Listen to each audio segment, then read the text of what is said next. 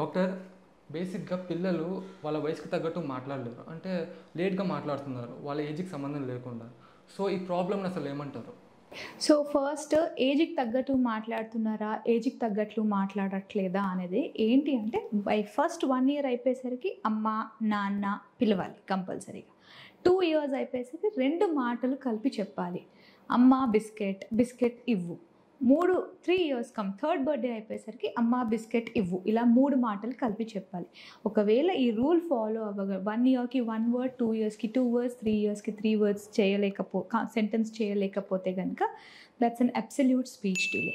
And దాంతో పాటు mummy biscuit అనలేడు, అమ్మ అని చెప్పలేడు, పిలవలేడు, నన్ను పేరెంట్స్‌ని అడ్రెస్ చేయడు. అంటే వాడంతకి వాడు అమ్మ, నాన్న అని పిలుచుకుంటాడు కానీ నన్ను మమ్మీని చూసి అమ్మ అనలేదు, నాన్నని చూసి నాన్నని సంబోధించలేడు అంటే కనుక అది అబ్సల్యూట్గా స్పీచ్ డిలే.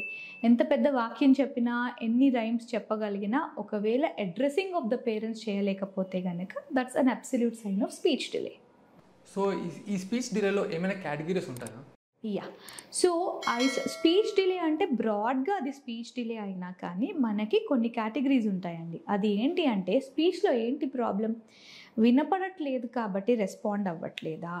లేకపోతే స్పీచ్ క్లారిటీ లేదా? అంటే ఓన్లీ మమ్మీ డాడీకి అర్థమవుతుంది, మాకు కూడా ఒక్కొక్కసారి అర్థం కాదు, కానీ బయట వాళ్ళకైతే అస్సలే అర్థం కాదు మా బాబు మాట్లాడేది.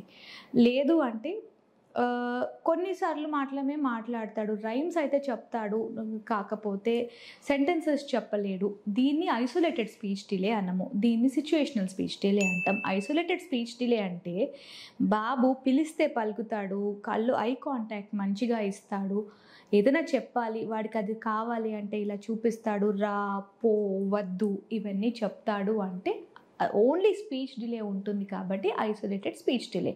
కాకదు మా బాబుకి అర్థం కాదు, వినిపిస్తుంది కానీ అర్థం కాదు, రెస్పాండ్ అవ్వడు అంటే అది స్పీచ్ డిలే కింద కాదు, సోషల్ డిజార్డర్ కిందకు వస్తుంది.